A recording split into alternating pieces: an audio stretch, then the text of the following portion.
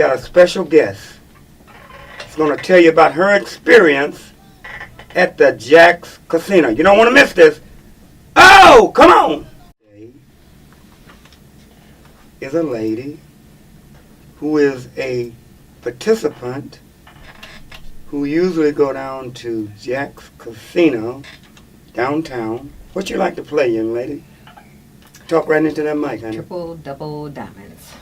Say that again. Triple double diamonds. Triple double diamonds. Your microphone all right? Your earphones all right? Yes. Okay, triple double diamonds. Wow. I don't know much about that triple double diamonds. What kind of game is it? It's really like all the other games. Sometimes you win, sometimes you I mean, lose. it's a slot. It's a slot. Yes, it's a slot machine. You just put your card in and you key your number in, your PIN, and put your money in and start playing. All right. So, Jack's Casino downtown is one of your favorite spots when you like to go in and play that game. Well, it's not really a favorite. I also go to the one up on Northfield, but I usually get a free play. So usually I have a free play, $40 twice a week, free meals. And whichever one is giving me the free play, that's the one I participate at that week. And this particular week, it was downtown. It was downtown? Yes. Okay. All right. So a disturbing incident happened to you, but before we get into that disturbing incident, so how's your luck been?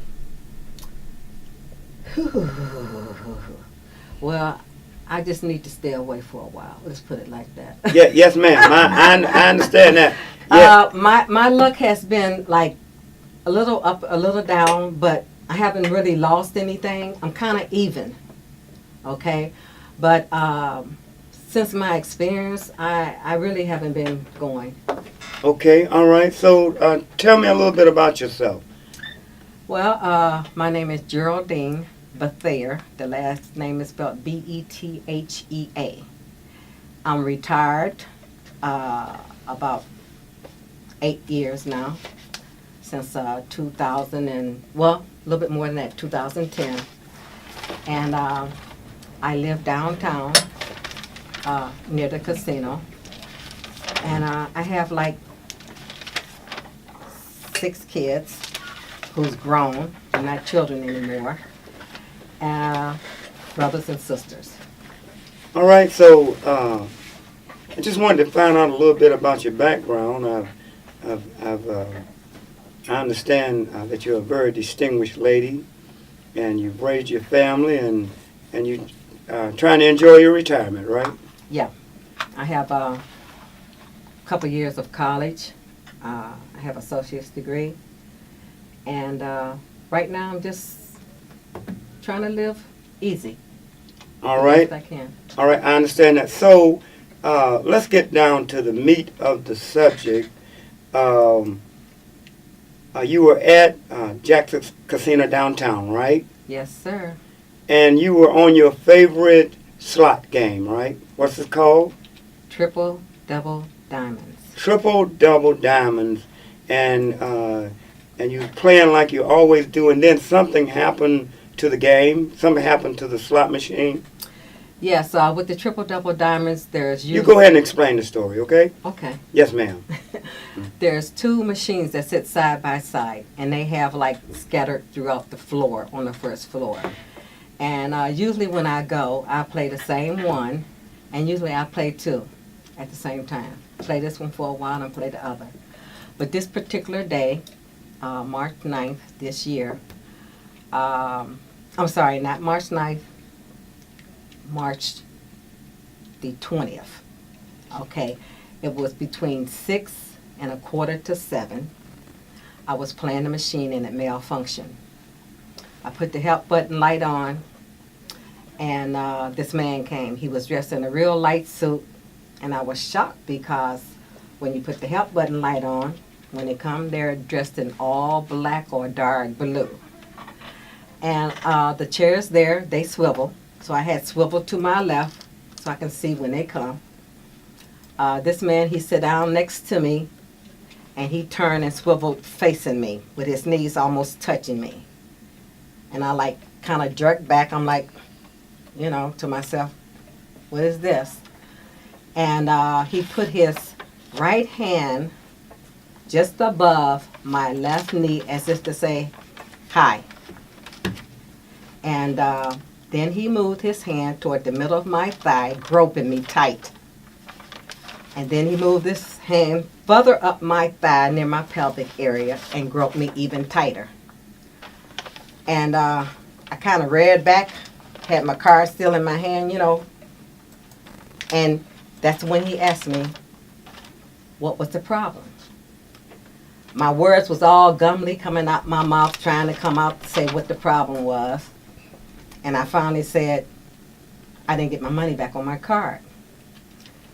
And he asked for my card, but my card was in my hand, so I'm just sitting, still in a daze, almost froze. And he took the card and he put it in the machine. He asked me for my pen. And I said, blank, blank, blank, blank. I gave him the 4 numbers. He keyed in the numbers, and then he had to key in his numbers. He took his phone out, and he spoke to someone on the phone. After he got through speaking to them, he took my card out, gave it back to me, and turned toward me, and he said, your money will be back on your card in about 10, 15 minutes. And I just looked at him. He got up and he left. And when he left, I'm like, what just happened to me? You know, did this just happen? So I jumped up and I just hit the button on some machines, the help button. I said, I'm going to see if he come back. He was back before you can count to 5. He was back. And this time he didn't sit. He turned the buttons off first and he walked over toward me. He said, don't put these lights on no more. I said, I didn't put all of them on. I said, only put 2 of them on. He said, yes, you did. I said, no, I did not. Because one of the lights on the machine stays on all the time. And so he turned the lights off, and then he asked me what was the problem. He did not sit this time. I said, I ain't get my money back on my card yet. He said, let me have your card. I handed him my card. He put it in the machine. He asked me what was my pen. I said 5, and before I can get the other 3 numbers out, he keyed them in. He had remembered the other 3 numbers. He keyed them in. And got on the phone again, talked to somebody else. When he hung up the phone, he said, your money is back on your card. And handed me my card back, and he left. All right, so it is your claim, ma'am, that you were groped. Yes, sir. You were sexually groped by a Jack's Casino employee. Yes. And you stand by this emphatically that that's what happened to you? Yes, sir. When I reported it, I went upstairs to customer service, and I told the lady, and she said, what? I said, yes. So she went in some room. She told me she'd be right back. When she come out the room, she stayed in there a few minutes. She said, when did this happen? And I told her. And she said, well, why you wait so late? I said, because I was scared. I said, I was ashamed. I was frightened. I didn't know what to do. I said, I talked to some family members, and they told me that this should be reported. So, ma'am, how long did you wait? I waited 30 days. You waited 30 days Yes, after I did. the incident? Yes, I did. I waited 30 days. And after speaking to my family, they said he needed to be reported. So I went down to Jack's April the 30th. I went upstairs and I reported it. And like I said, I spoke to the lady. She went in the back. When she come out, she said, why did I wait so long? I told her why I waited.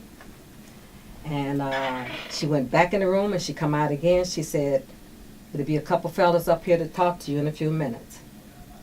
They came right up, and as they started to ask me what happened. So you can, don't lose your train of thought, but so you can kind of relate to to the metoo ladies when they don't report something right away? You didn't wait for years, but you waited a month. You can relate to that, and why can you relate to that? The fact that you waited a month. Let's dwell on that for a moment. Well, I can't speak for everybody else. Other women, they say some men joining Me Too now, but I can't speak for nobody but me. Yes, ma'am. Okay. I am a member of Me Too, by the way. Yes, ma'am. Okay. I did get online and, type Me Too and follow the commands there. After the situation or before? After. Okay, go ahead. Yes, ma'am. Like I said, I can only speak for me. Yes. I began to dream about it. It was just constantly on my mind. And I could still feel his hand on me. I could still feel it. And it just bothered me so bad. And I just kept thinking about it. And I called one of my family members and I told him. And that's why I waited so long, because I was ashamed. I was petrified. I didn't know what to do. Yes, ma'am. So you had to get, so from that advice, you got a little bit more strength to go ahead on and proceed with what you had to do, right? I would say yes. I got a little bit more strength for that because I knew my family members was there for me and they understood. They understood why. All right, ma'am. Not dealing, because I know young ladies don't like to tell their age, and you are a very beautiful young lady. It would be hard for me to guess your age, but for this particular incident, do you mind me asking your age? Of course not. Born in 1944, I'm 73 years old.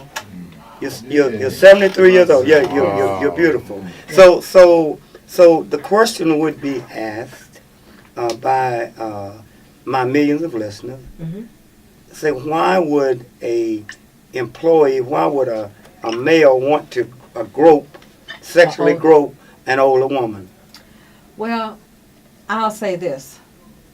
I have to put emphasis on that. I would not just say an older woman. Yes, ma'am. Because it was really cold outside that day. Yes. And I know I was looking like a tramp. Yes. Okay? Yes. So if he did that to me looking like a tramp, what is he going after? Just women, per se? You understand what I'm saying? Yeah, absolutely I do. Absolutely I do. I had a hoodie on, I had a cap on, and a scarf. And the only thing I pulled down was the hoodie and the hat. The scarf was still tied around my head in a knot, okay? Yes. That I wear when I'm at home. And I still had the old jacket on. So you believe that coming forth, not only for yourself, but you might protect other women. You don't think this is the first time this individual might have done this? No. No, sir. No, I do not. Mm-mm. I would bet everything I have on it that this is what he does. Okay? He's a pedophile. He needs to be stopped. He needs to be exposed. I do not feel in my heart that you have to be rich and famous to get justice. Yes, ma'am.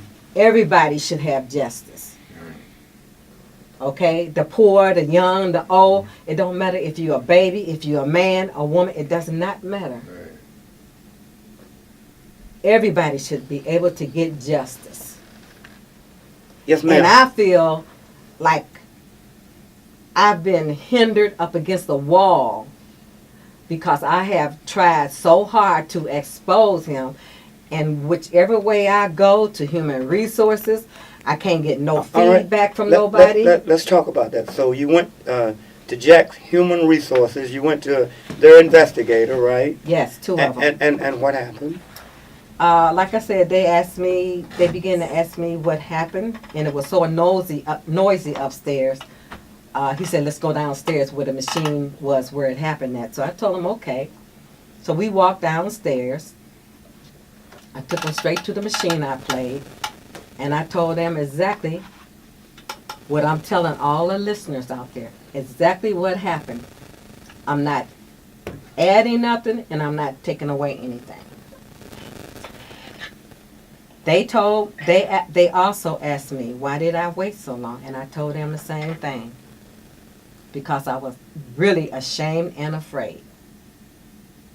So he asked me for my card. I told him I didn't have my card with me that day. Hold on 1 minute. You're listening to the Art McCoy University Radio Show, 1490 WERE. Our phone lines are 216-578-1490, 216-578-1490. Streaming live all over the world, www.newstalkcleveland.com. Go right ahead. Like I said, he asked me for my card. I didn't have it, so he asked me if I had ID. I said yes, and I gave it to him. When I gave it to him, he keyed in something in the machine, and he turned around and he looked at me. And he gave me my card back, and the two of them walked away. He said, can you tell the officer over here who stands at the door what happened? I said, sure, like that. So they went one way, and I went over to the officer, and as I began to tell him what happened, he pulled out a little scratch pad and wrote a couple things down. I don't know what he wrote. And he told me somebody, excuse me, would be getting in contact with me in a couple of days. I'm like, how they going to get in contact with me? I haven't given my number to anybody. He said, oh, yeah, what's your number? So I gave it to him. After that, I left. The next day, the officer called, but it was a missed call because I wasn't able to get the call, so I called him back the following day. When I spoke to the officer, I said, this is Miss Patel. He said, oh, yeah, yeah. He said, I said, well, you know, what's happening? He says, well, he says, they found out, they got a good idea who it was. I guess they're going to do something with him in human resources.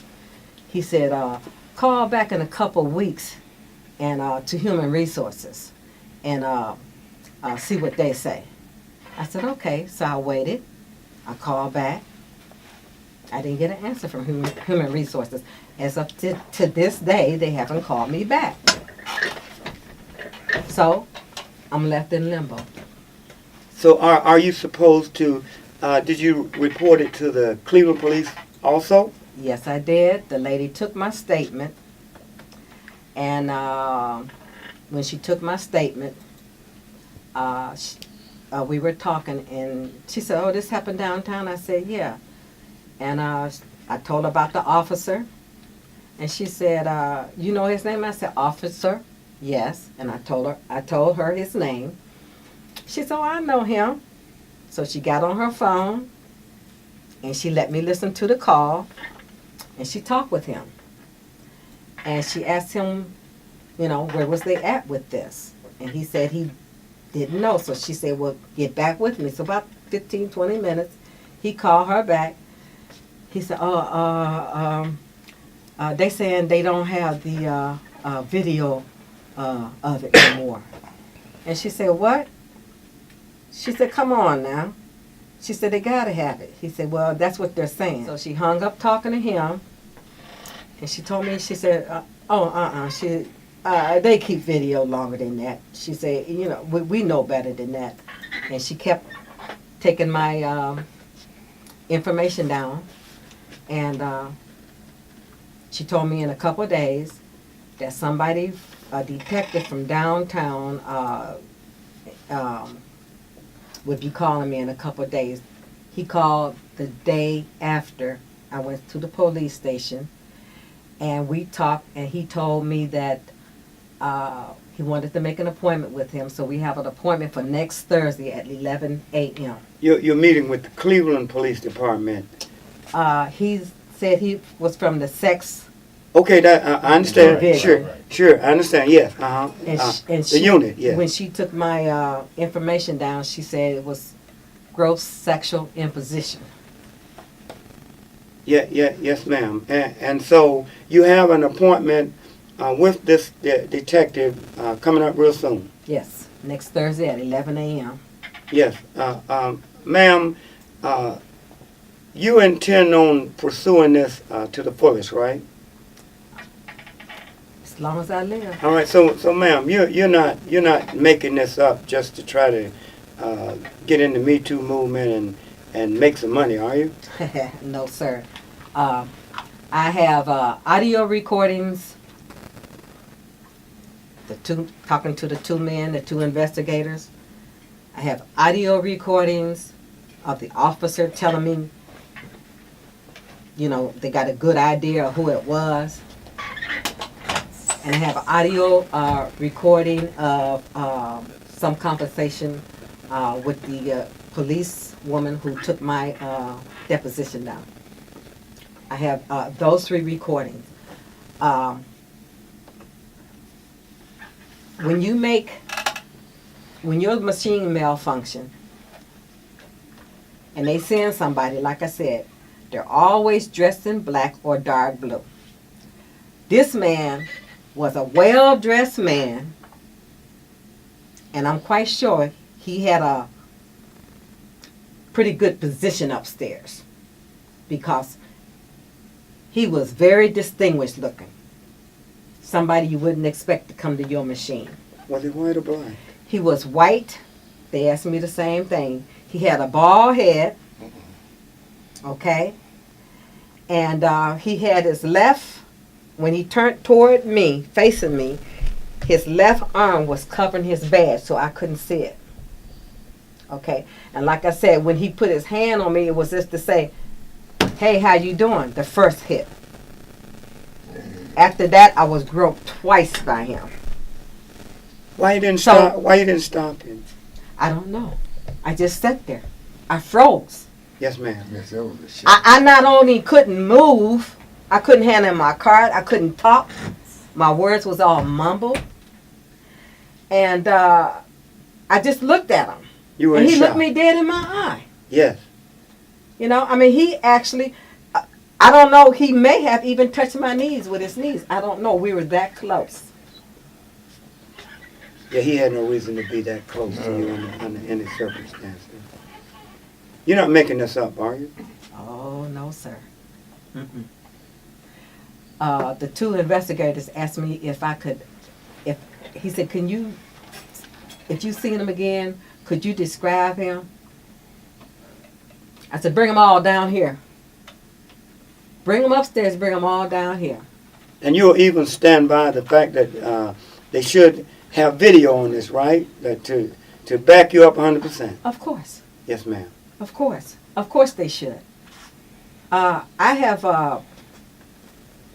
watched video of people playing on the machine 5 and 6 years ago, and they still got videos.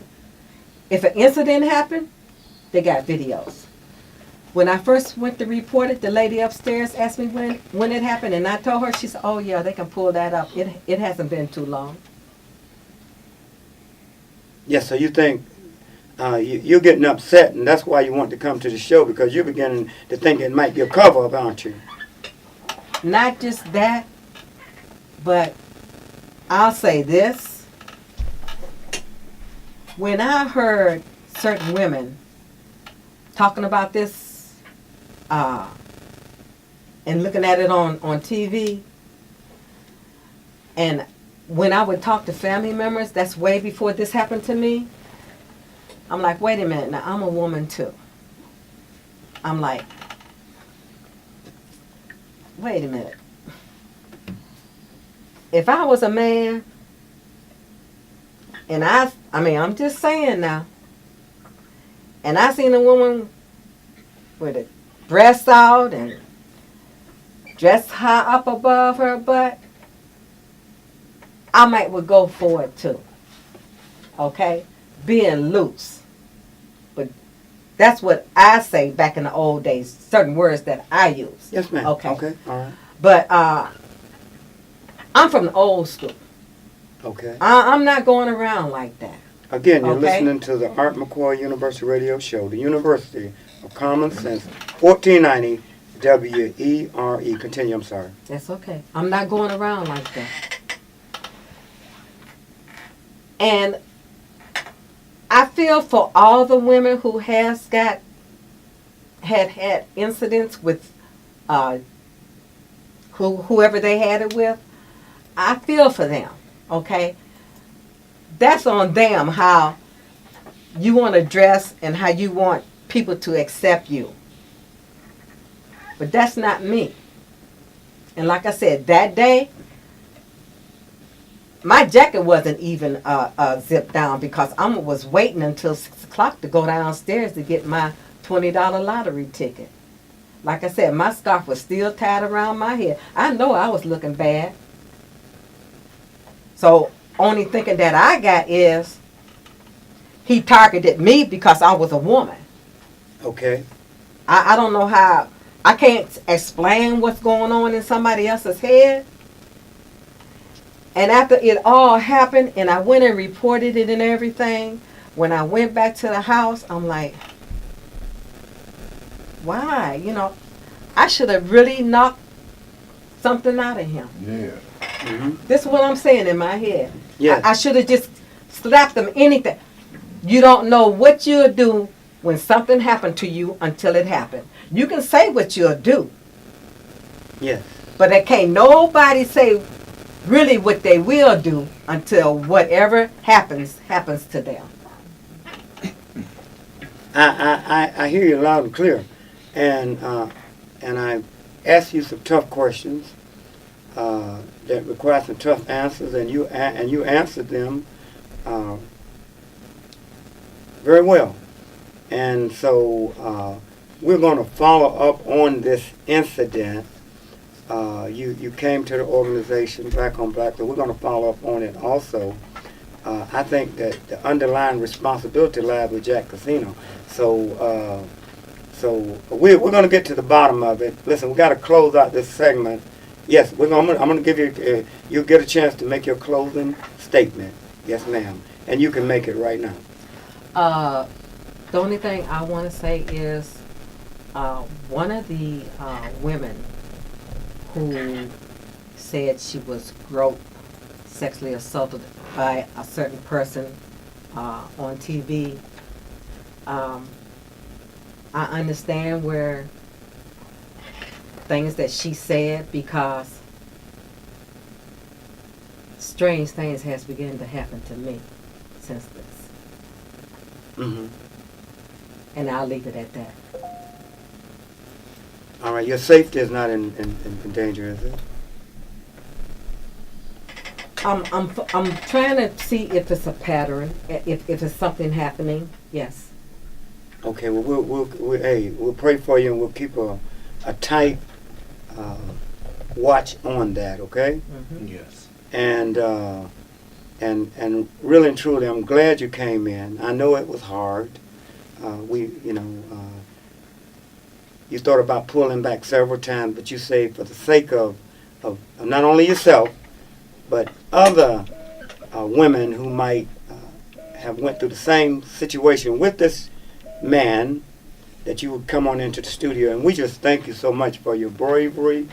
And anybody else have one question before we go? I just want to ask you personally, by you coming out now, what is the main thing that you're hoping or expecting to be done with this situation? Well, before Jack started acting like I was not existed, I wanted him to be exposed. That's all I wanted. And when I went and I made the complaint, that's what I told them.